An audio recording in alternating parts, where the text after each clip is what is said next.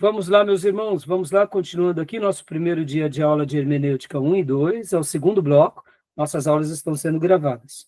No primeiro bloco, nós falamos sobre a ementa, falamos um pouco sobre o programa de aula, falamos um pouco sobre tudo que a gente vai tratar, já entramos em alguns assuntos, dei algumas ilustrações para vocês, e agora, só para a gente concluir essa parte introdutória, eu quero mostrar para vocês os trabalhos extras. Rapidamente, eu já encaminhei nos nossos canais internos de WhatsApp e de Telegram, tá bom? E agora eu quero mostrar aqui para vocês, rapidamente, ó, alguns trabalhos extras. O que vocês vão fazer a partir de hoje? Olha aqui, ó. Leia para nós, irmão Júnior, 1, trabalhos extras. Por favor. Tá bom. Só para dizer que o autor do livro lá morreu em 1895, então passou mais de 100 anos. Obrigado, viu, Júnior? Inclusive, irmãos, deixa eu só dizer uma coisa. Talvez vocês digam assim, mas pastor Rai, vocês vão utilizar um livro de 1800, irmãos, isso é um clássico. Como clássico, tem lições aqui que podem ver que essa edição que foi feita pela editora Ragnus, essa impressão minha aqui é de, olha só, onde está? Tem 30 anos, né? Sim, mas essa edição aqui era mais recente, Júnior. Não da morte, estou falando, a morte. Sim. Deixa eu pegar aqui, ó, ano 2000. Essa minha obra é do ano 2000. Essa nova edição, é claro que ela teve algumas mudanças, os editores fizeram algo, mas é um livro maravilhoso. E, sim, como eu disse, irmão, citei Spurgeon aqui, citei Martin Lloyd Jones, são clássicos. Então, eu amo trabalhar com esses clássicos, tá bom? E é um livro maravilhoso. Então, a gente vai estar trabalhando com ele. Quem achar esse livro pode comprar. E a gente vai estar trabalhando com ele, ou com o Jerry Cray, ou se não, depois eu posso até dar uma terceira sugestão. Mas vão comprando aí os livros, irmãos, porque isso tudo vai ser útil para vocês. Então, agora leia para nós aqui, Júnior, tarefas extras. Okay. Olha só, aqui. Tá bom. Fazer um sermão como sempre faz. Pode ser feito digital ou no próprio caderno. Essa deve ser o primeiro trabalho a ser feito. Quando vocês vão fazer isso? Para a próxima aula. Pastor, não tem problema. Quem já pregou aqui, já pode pegar um sermão, o último sermão que você pregou, como você sempre fez. Sem não tem problema. Pastor, eu posso utilizar o meu último? Você pode. Não tem problema. Quem nunca pregou, faz um sermão como se você fosse pregar, escreve, do jeito que você fosse fazer. Tema, título, tal, texto, divisões, tal. E aí você vai me enviar pelo e-mail, pode escanear, se for digital, pode enviar naqueles e-mails que eu sempre peço para vocês me enviar. Pastor, mas já está valendo nota? Já, não se preocupe, porque vocês vão fazer esse sermão agora, vocês vão me enviar. Eu quero avaliá-lo, e no final do curso, vocês vão refazer ele em cima de todas as estruturas que eu vou passar para vocês durante esse módulo. E aí vocês vão ver o progresso de vocês.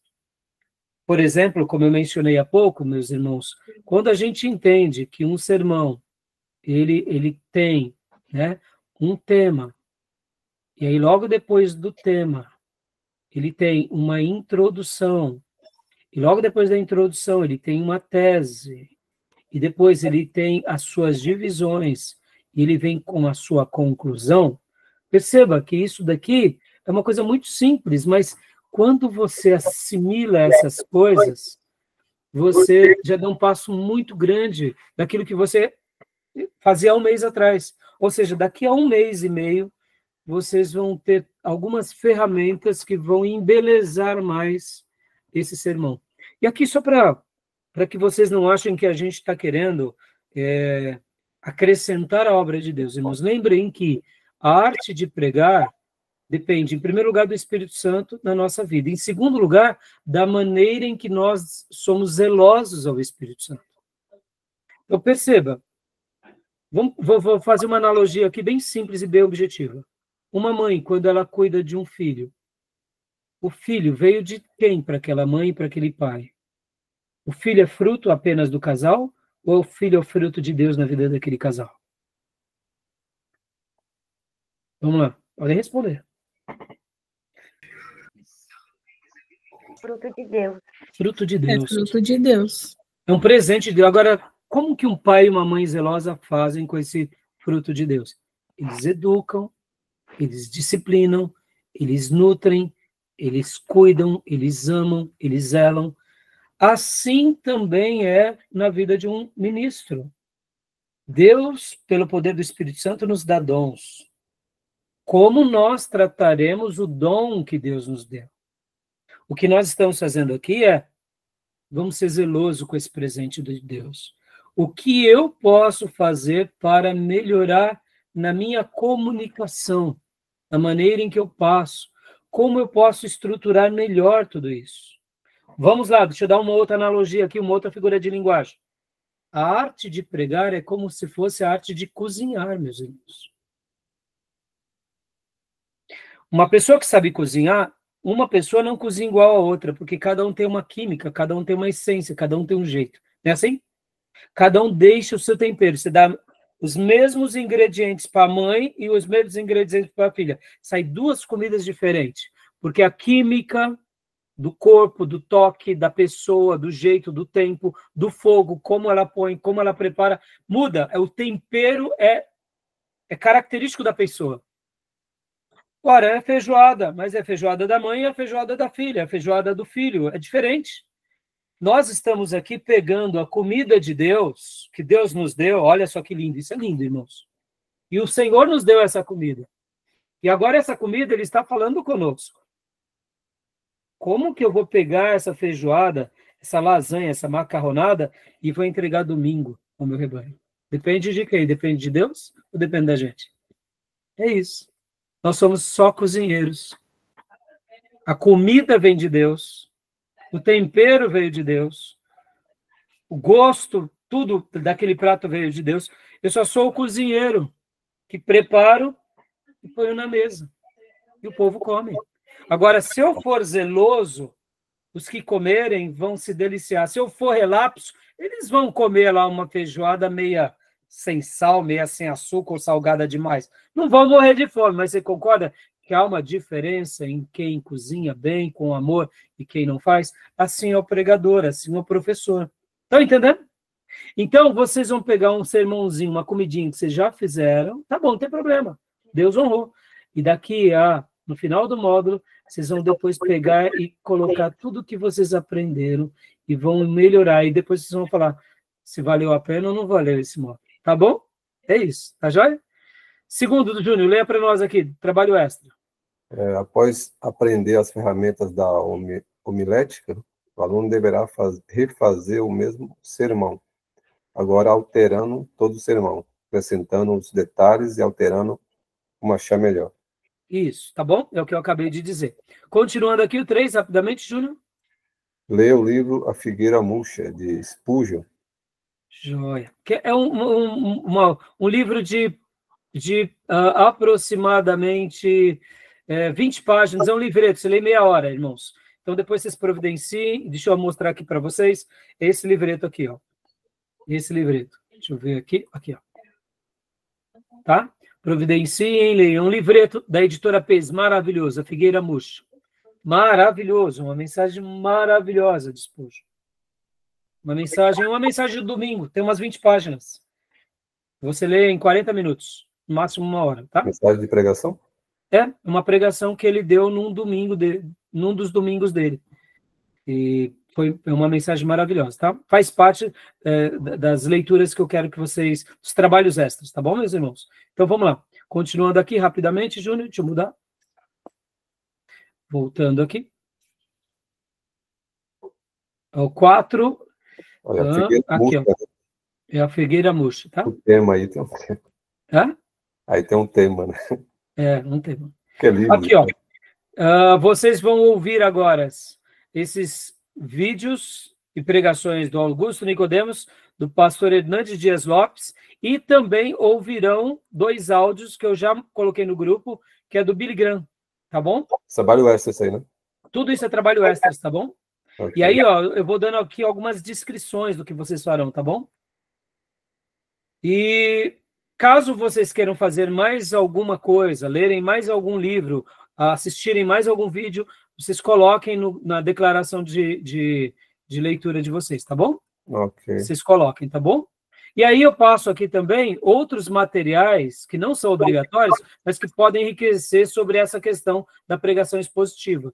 E aqui eu também mostro aqui várias outras pregações e vários outros materiais que podem enriquecer vocês. Quem realizar essas tarefas ganham pontos extras. Tá bom, meus irmãos? Tudo bem até aí? Okay. Joia? Fechado? Então vamos agora ao material.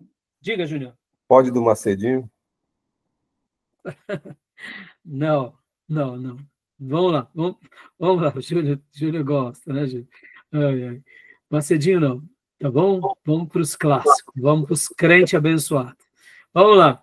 Pegando aqui, meus irmãos, homilética 1 e 2, vamos para o nosso primeiro slide. Esse material que eu vou estar dando a partir de hoje para vocês, eu peguei ele com o professor Sérgio Mascarenhas. Ele é o professor lá do seminário STBnet. Então, eu quero dar aqui os créditos. Oi, filho? Oi, não entendi. Nunca mais ele deu aquela aula inaugural, foi muito boa, viu? Foi muito boa, né, Júnior? Muito boa. Eu, particularmente, gostei muito também. O Sérgio Mascarenhas, mas qualquer hora eu chamo ele de novo para dar uma aula para nós, né? Foi bacana. Ele é um professor, um diretor muito abençoado, e ele que me abençoou com esse material, então estou dando as fontes, tá bom, irmãos? Para que a gente possa... todo o material, ou pelo menos 80% do material, ou se não foi professores da STBnet, ou foram outros amigos, professores de outros lugares, eu sempre peço para eles me ajudarem, né, naquilo que eles têm, para poder servir melhor as nossas aulas. Por isso que também o nosso material que está sendo gravado, se algum professor e algum colega quiser usar e for útil, irmãos, é uma honra. Quando alguém me pede alguma ajuda, eu sempre passo também, porque, irmãos, é aquilo que nós aprendemos, né? A gente recebe de graça, a gente tem que passar, né, irmãos? Quando a gente tem aqui todo um critério com vocês de uma ajuda de custo, uma mensalidade, é em virtude mesmo para que a gente possa estar pagando algumas contas, alguns professores, como vocês sabem, né? A nossa igreja, ela patrocina o seminário. Já teve épocas que ela tinha que pôr do dinheiro dela para poder bancar o seminário. Então, a igreja, graças a Deus, ela, com a liderança que nós temos, eles estão em comum acordo comigo do que, ao o tempo que eu gasto no seminário, ensinando para vocês, né? Ao tempo que eu gasto lendo, explicando, formando obreiros. Muitas vezes eu digo para eles, irmãos, eu não vou poder estar presente, porque eu vou estar no seminário, eles compreendem. Então, é por isso que a gente pede também a contribuição dos irmãos, a participação, para que realmente também seja menos pesado a igreja, e se der alguma folga, a gente possa estar reinvestindo, né? Reinvestindo em tecnologia, na aprimoração do nosso seminário, quem sabe na futura contratação de novos professores, nas hospedagens, como vocês bem sabem, aqui essa gravação pelo Google Meet, nós temos uma mensalidade que pagamos, então a gente faz isso, né, irmãos, em cima disso, mas o nosso foco mesmo é visando o reino e não é visando literalmente capitalizar, né? Vamos lá, meus irmãos, então vamos para o material, tá bom? Alguma pergunta, alguma dúvida? Então vamos aqui, meus irmãos, homilética, ó, ao primeiro slide. Já passei para vocês esse material, tá bom? Querida irmã Elisângela, leia para nós, né? Homilética 1, né? Então, deixa eu passar aqui para o próximo slide. Objetivos, por favor. Objetivos. Ter conhecimento dos elementos de um sermão, confeccionar diversos tipos de sermões, adquirir dicas de púlpito e oratória, adaptar-se às solicitações dos convites. Parece bobeira, meus irmãos, mas é muito diferente um sermão de um estudo. Parece muito diferente de um sermão expositivo para um sermão textual, para um sermão temático. Essa questão de adquirir dicas de púlpito e oratória parece simples, mas, irmãos, muitas vezes uma dica que é dada para um pregador pode mudar todo o ministério daquele pregador. Assim como também essa questão de se adaptar aos demais tipos de convites e aos tipos variados de reuniões. Por exemplo, um casamento é um sermão diferente de um sermão fúnebre. A gente logo vê que é, né? A proposta é outra.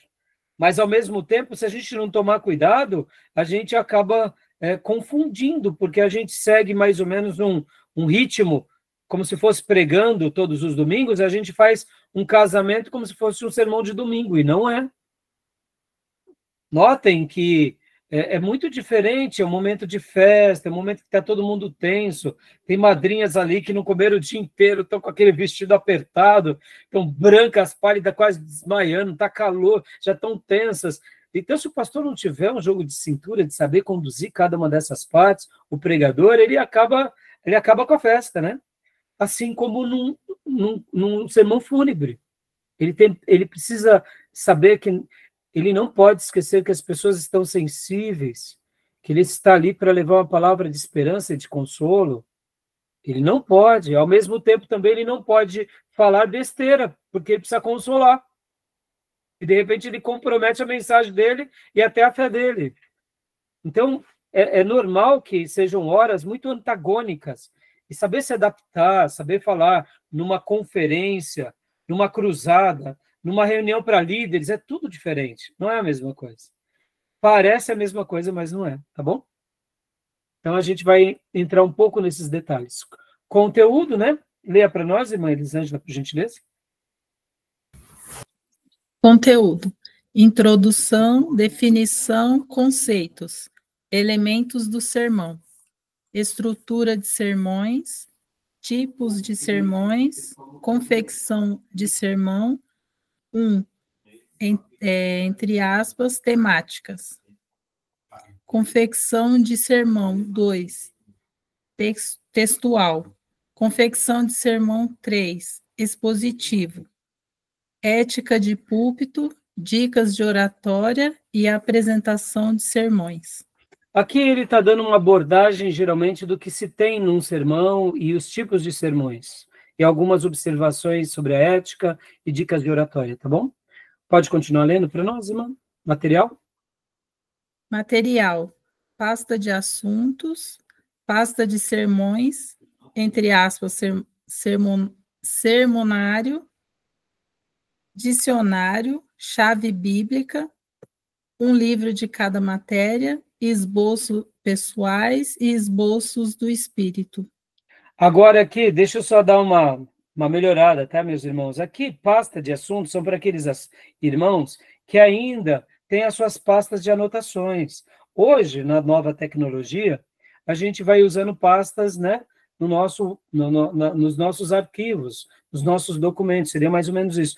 Pasta de sermonários, eu não sei se vocês vão conseguir enxergar, ali em cima, talvez vocês não vejam, ali em cima eu tinha um fichário. Nos meus dias de estudo, eu me formei em 93, tá, meus irmãos? Eu fui para o seminário com 18 para 19 anos e me formei logo depois, né, fiz meu curso bacharel. Nós usávamos, naqueles dias,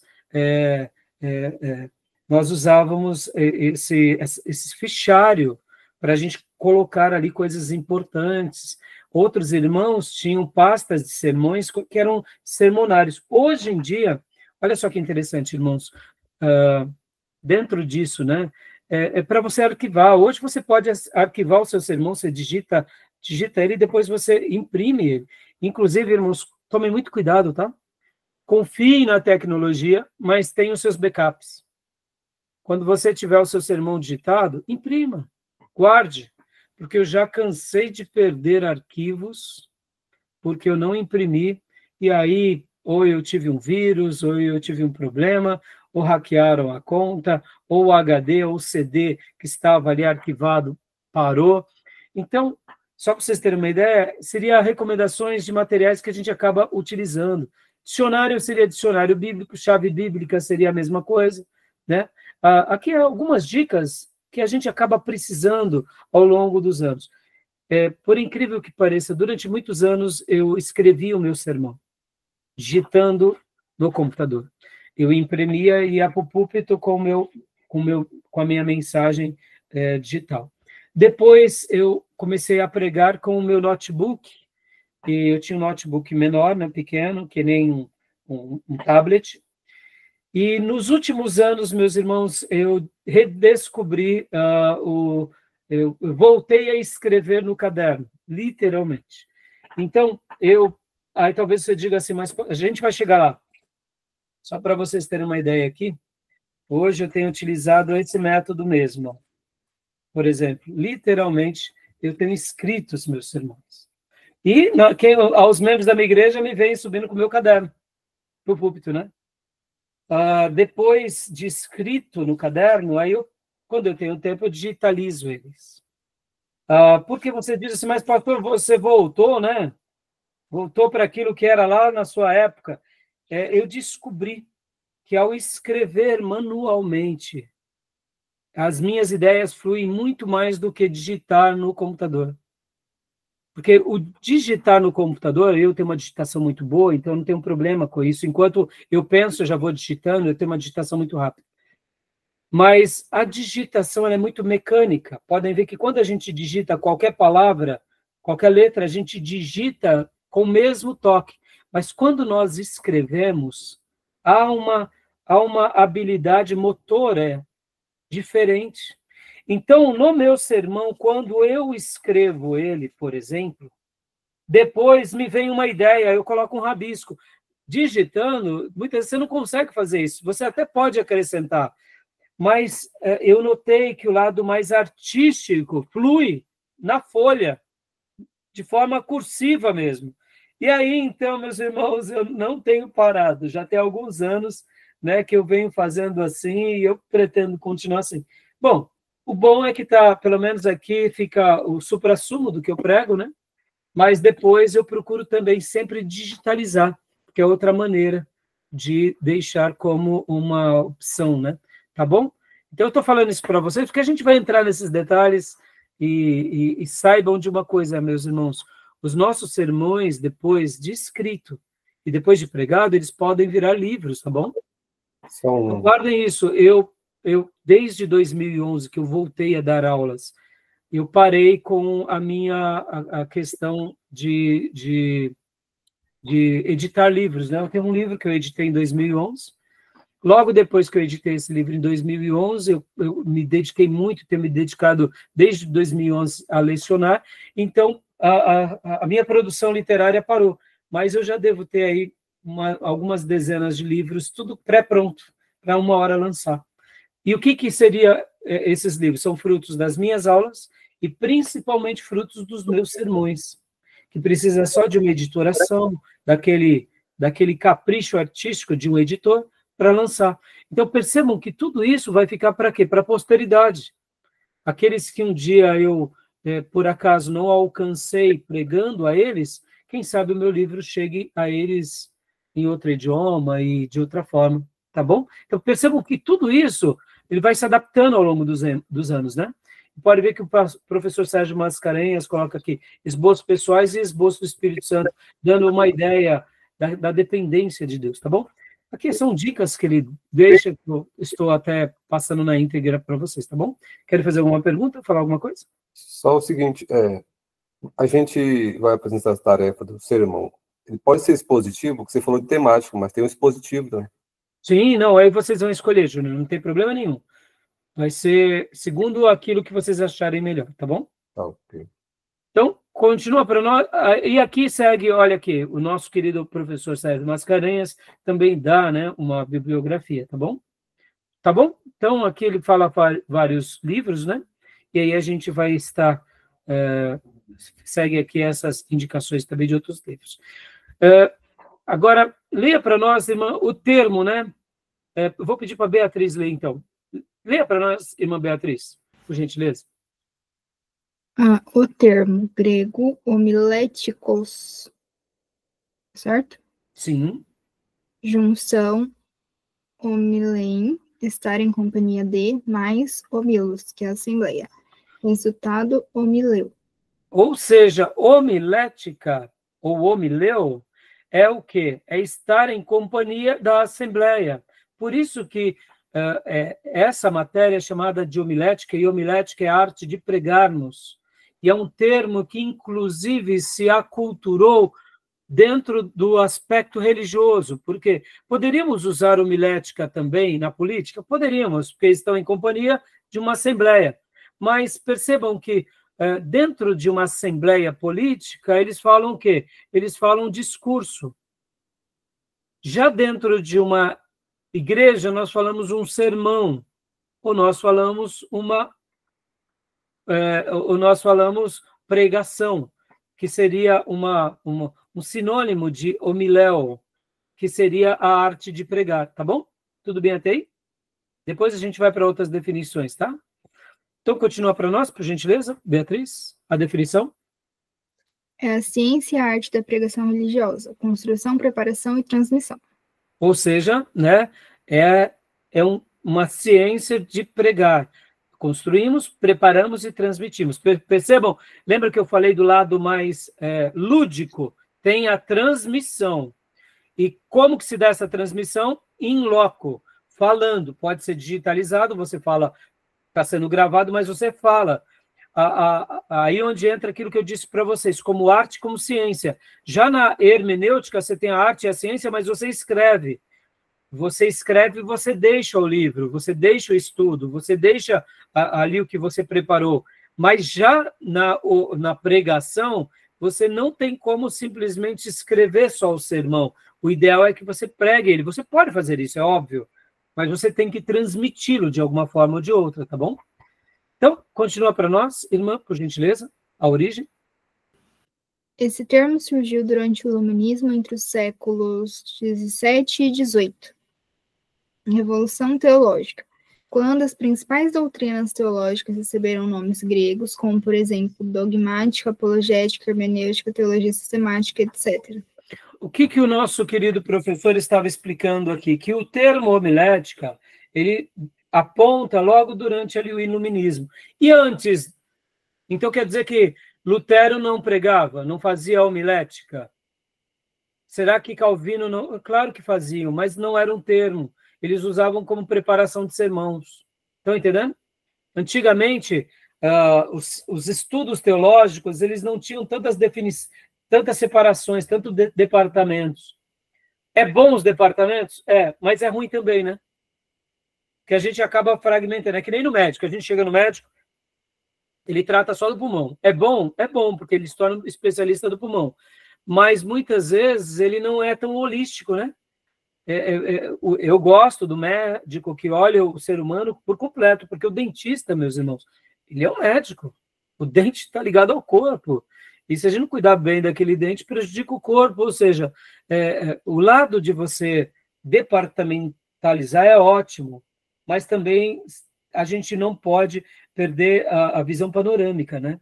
Então, esse é um termo que é usado mais recentemente, assim como hermenêutica, teologia sistemática. Mas e antes do iluminismo?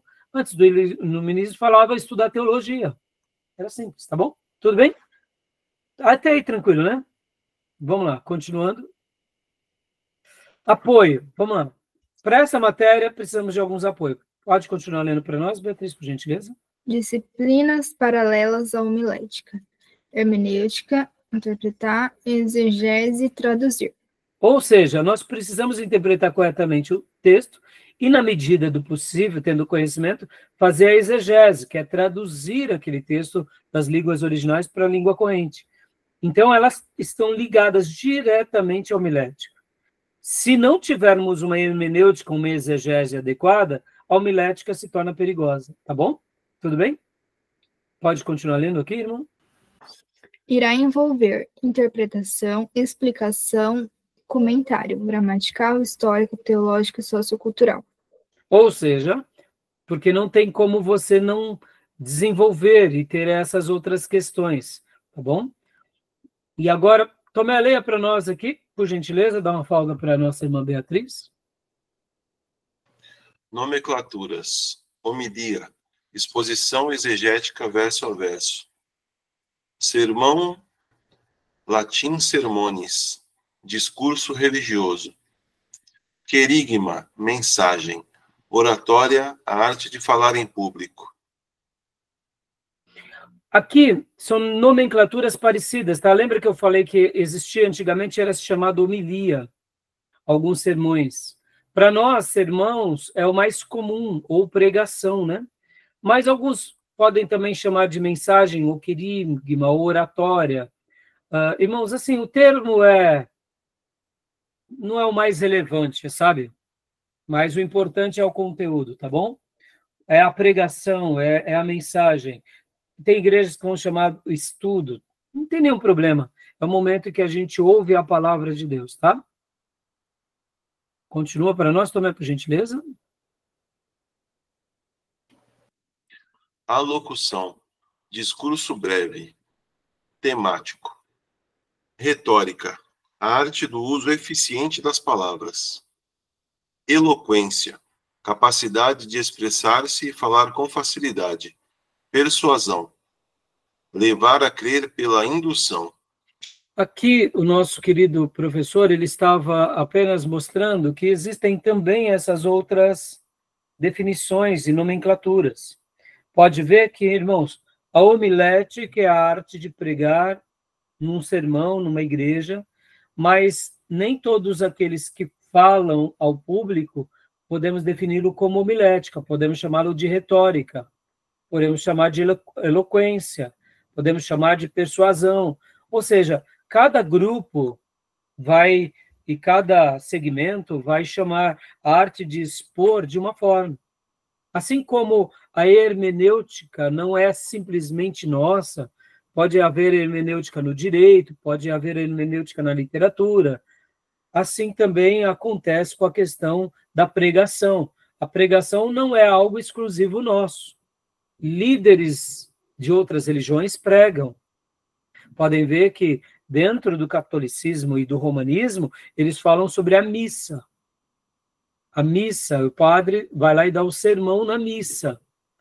Para eles, a missa resume um conjunto de coisas que eles fazem no culto deles. Os monges tibetanos têm as suas horas de ensinos, os espíritas, os islâmicos. Então, percebam que cada um vai usar a sua nomenclatura. Assim como também no direito, nas tribunas, nos palanques, nas democracias. Tá bom? Tudo bem até aí? Alguma pergunta? Então, continua para nós, Tomé, por gentileza. Aqui outras nomenclaturas. Dicção, maneira de pronunciar. Fonação, conjunto de fonemas que compõem a voz. Lógica, raciocínio das ideias. Testemunho, exposição de fatos que glorificam a Deus. Esse daqui é bem característico nosso, mas vem cá. Quando uma pessoa está querendo vender um produto, e aí ela vem e coloca lá a fulana que comprou e gostou, é um testemunho? Também. É um testemunho. E pode ver que o marketing usa isso muito bem, né? E geralmente, irmãos, o melhor testemunho não é dos líderes, são daqueles que participam, né? Por exemplo, nosso irmão Diego está aqui na nossa aula agora, porque um dia o nosso querido pastor Dione, irmão Ivandilson e o Flávio gostou do curso, falou para ele, ou seja, o testemunho deles valida a nossa escola de teologia. E assim a gente vai, né, desenvolvendo e passando para os demais. Então, o testemunho não é uma coisa exclusiva nossa, religiosa, é das pessoas, né? Tá bom? Então, que são algumas nomenclaturas. Agora, Júlio, leia para nós, por gentileza, meu irmão. Obrigado, viu, Tomé? Benefício. Okay.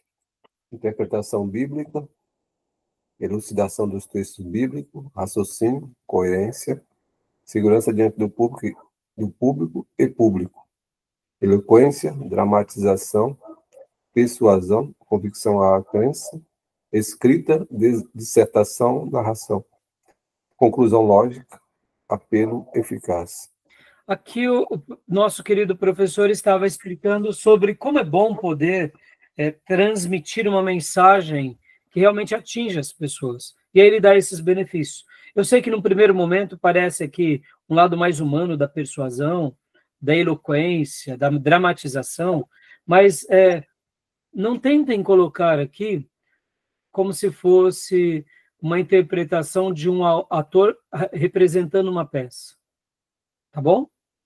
Porque quando a gente fala eloquência, dramatização, tentem pensar o seguinte, irmãos, aquilo que eu falei na aula anterior, quando Spurgeon foi naquela igreja simplesmente testar a acústica. É o zelo. A dramatização, quando ela é usada com temor, com zelo, não tem nenhum problema.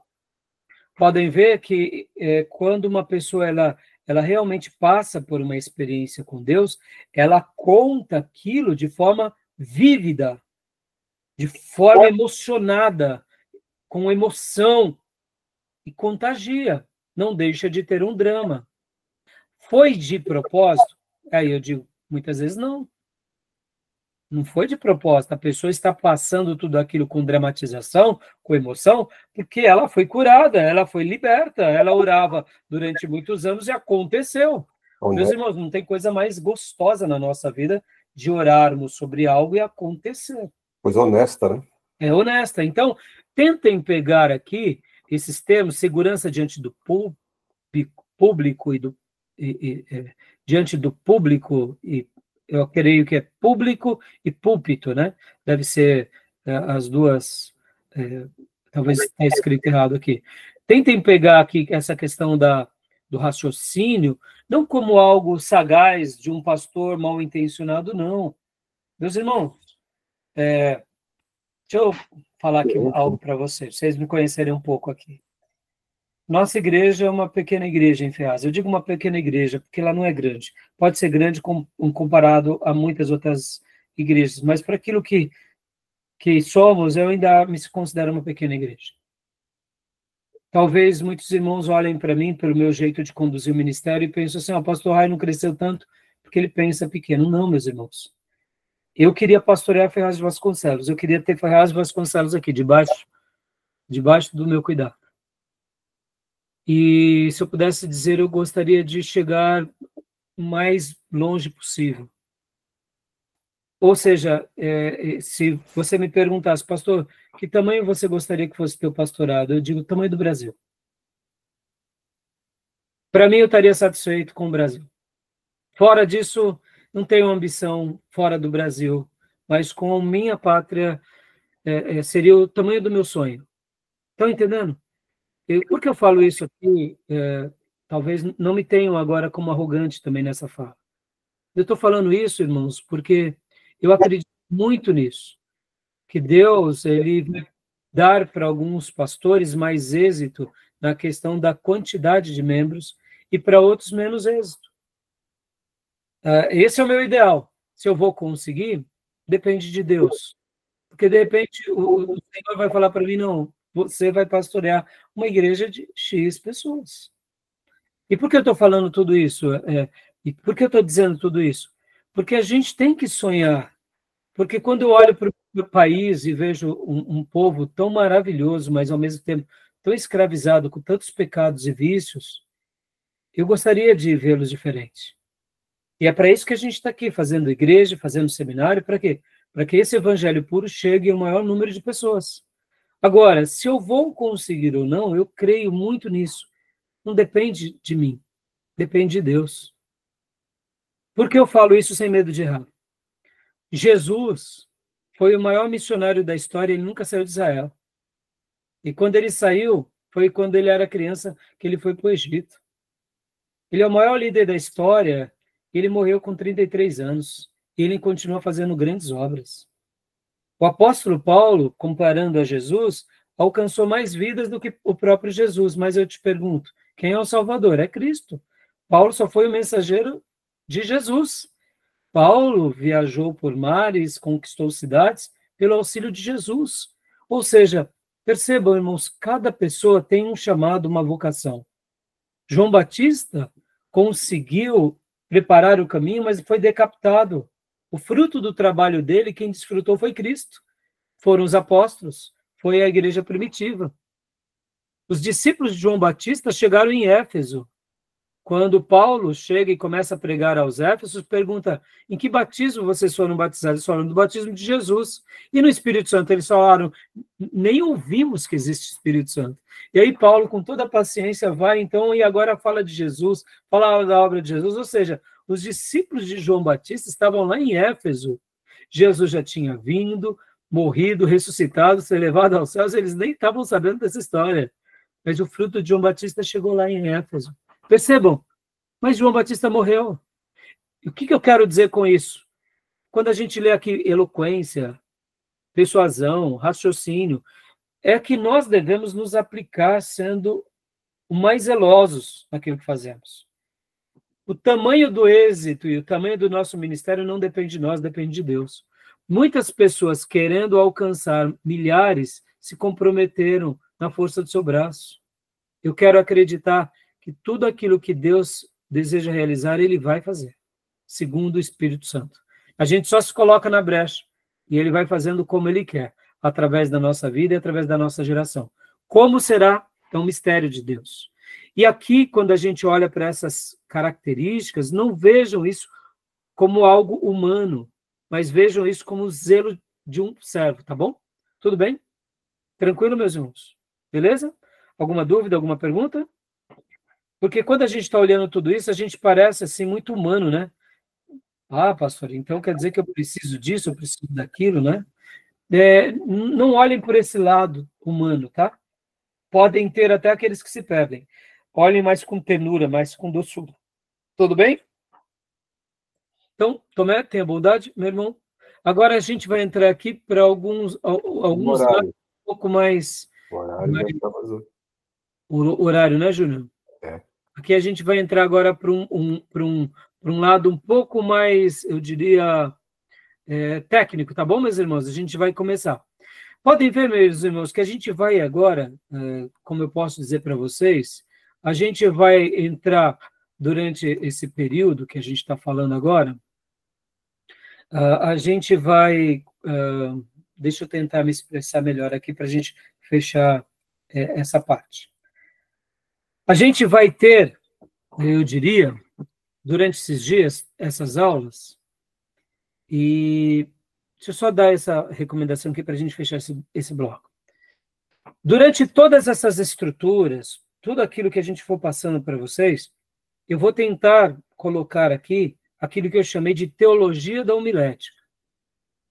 Então, eu vou estar mostrando o lado técnico, eu vou estar mostrando o lado estrutural, mas eu sempre vou estar sinalizando a teologia da homilética para vocês. A teologia da homilética. Para que vocês não se percam só na técnica, tá bom? Mas a gente vai estar tentando fazer aqui um intercâmbio entre essas duas verdades. Porque eu quero dar a teologia da homilética, mas eu também quero dar os princípios e as técnicas, para que vocês se aprimorem cada dia melhor, tá bom? Alguma pergunta até aqui, meus irmãos? Não? Não? Então vamos fechar esse bloco. Se vocês tiverem pergunta, podem parar e fazer, né? Esse módulo, uma última fala aqui, irmãos. Esse módulo, ele vai ser muito mais leve, muito mais gostoso, porque a gente vai ler mais sermões, a gente vai se alimentar, a gente vai pegar a comida já pronta, a gente não vai ter que ficar preparando a comida, a gente vai comer a comida. No máximo, a gente vai parar aqui e a gente vai observar assim, a ordem de se fazer uma feijoada, de se fazer uma lasanha, de se fazer, muitas vezes... Uma receita, né? Receita. Então, exatamente, a gente vai falar assim, ó, nesse prato aqui, ó, vamos ver essa receita. Então, vai ser uma aula mais leve do que foi a aula de hermenêutica, tá bom? E os livros, vocês vão se deliciar nesse sentido também. Porque, como eu disse, a proposta é te ensinar e te conduzir a esses grandes pregadores, tá bom? Tudo bem? Alguma pergunta, alguma fala? Não? Então, vamos terminar? Vou parar aqui a gravação, tá bom?